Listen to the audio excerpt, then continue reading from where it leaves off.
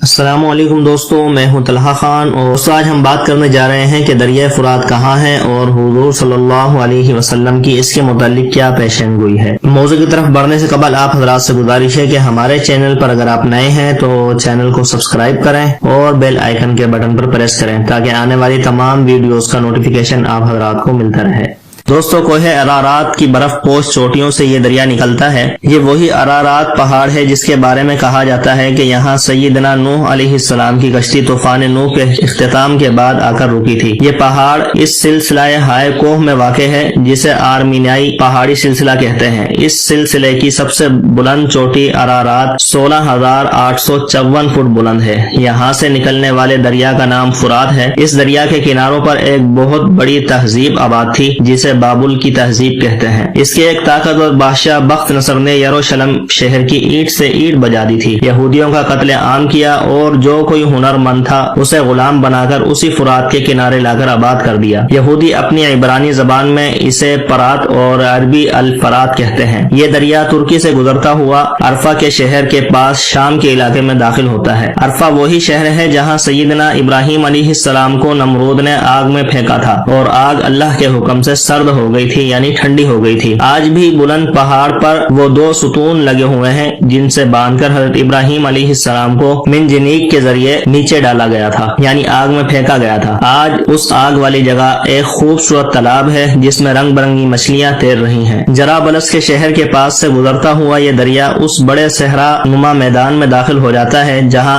اعماق اور دابق کے مقامات ہیں۔ یہ وہی مقامات اور صحرا ہے جہاں رسول اکرم صلی اللہ علیہ وسلم نے اس بڑی جنگ کی پیشین گوئی کی ہے جس میں اہل روم یعنی یورپ 80 جھنڈوں تلے اکٹھے ہو کر آئیں گے اور ہر جھنڈے تلے 12,000 سپاہی ہوں گے، یعنی 9,80,000 لوگ ہوں گے۔ اتنی بڑی تعداد بیک وقت ایک محاذ پر کسی جنگ میں آج تک استعمال نہیں ہوئی۔ عراق میں یہ دریا الانبار کے علاقے سے داخل ہو۔ اس علاقے کے بارے میں شیعہ عقیدہ یہ ہے کہ یہاں وہ غار سرمن رائے واقع ہے جہاں امام حسن عسکری کے بیٹے موجود ہیں جو غار میں چھپ گئے تھے۔ انہیں عمر خضر عطا کی گئی ہے اور وہ آخری زمانے میں ظہور کریں گے۔ اسی دریا کے کنارے کربلا کا میدان ہے جہاں نواسہ رسول سیدنا امام حسین رضی اللہ تعالیٰ عنہ کی المناک شہادت ہوئی تھی۔ قرب و جوار میں حضرت علی رضی اللہ تعالیٰ عنہ کا نجف ہے۔ یہ دریا اپنے ہم رکاب ذرا فاصلے پر بہنے والے دریا دجلہ کے ساتھ ساتھ بہتا ہوا آپس میں مل کر شط العرب کے مقام پر خلیج فارس میں ڈوب جاتا ہے۔ سیدنا ابراہیم علیہ السلام سے لے کر آج تک یہ دریا لاتعداد اہم واقعات کا شاہد ہے۔ انہی دونوں دریاؤں کے درمیان دنیا کی قدیم ترین تہذیب میسوپوٹیمیا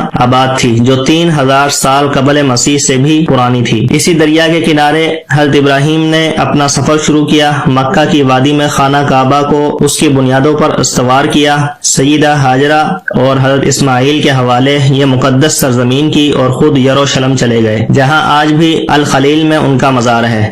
اس پورے سفر کے ہر شہر اور علاقے کو یہودی مقدس مانتے ہیں اور اسے واپس حاصل کر کے آخری زمانے میں قائم ہونے والی عالمی یہودی سلطنت میں شامل کرنا چاہتے ہیں۔ اسی فرات اور دجلہ کے درمیان واقع ڈیلٹا میں قادسیہ کی جنگ ہوئی تھی جہاں اپنے زمانے کے عالمی قوت ایران سیدنا عمر فاروق رضی اللہ تعالیٰ عنہ کے زمانے میں عرب کے بادہ نشین مفلوق الحال مسلمانوں کے ہاتھوں ذلت امیز شکست کا شکار ہوئی تھی۔ یہ دریا جو شاید ابتدا سے بہتا چلا آ رہا ہے گزشتہ ایک صدی سے ایک مسلسل کشمکش اور قوت و طاقت کے مڑ بھیڑ دیکھ رہا ہے۔ یہ کشمکش اس وقت سے شروع ہوئی جب اس کے کناروں پر موجود میدانوں اور صحراؤں میں تیل دریافت ہوا۔ تو آئے دیکھتے ہیں کہ حضور صلی اللہ علیہ وسلم نے اس دریا کے متعلق کیا پیشین گوئی کی۔ حضور اکرم صلی اللہ علیہ وسلم نے فرمایا، ان قریب دریا فرات سے سونے کا پہاڑ نمودار ہوگا۔ جب لوگ اس کے بارے میں سنیں گے تو اس کی طرف چل پڑیں گے اور جو پہاڑ کے پاس ہوں گے وہ کہیں گے کہ اگر ہم نے اسے چھوڑ دیا تو دوسرے لوگ اسے لے آئیں گے۔ آپ صلی اللہ علیہ وسلم نے فرمایا، پھر اس خزانے کو حاصل کرنے کے لیے لوگ لڑیں گے اور 100 میں سے 99 قتل ہو جائیں گے۔ تو دوستو، حضور اکرم صلی اللہ علیہ وسلم کی اس فرمان کو سامنے رکھتے ہوئے ہم دیکھیں تو آپ صلی اللہ علیہ وسلم نے صاف صاف لفظوں میں فرمایا کہ دریا فرات سے ایک سونے کا پہاڑ نکلے گا۔ تو دوستو، حضور اکرم صلی اللہ علیہ وسلم کے اس فرمان سے صاف صاف ظاہر ہے کہ آپ صلی اللہ علیہ وسلم نے فرمایا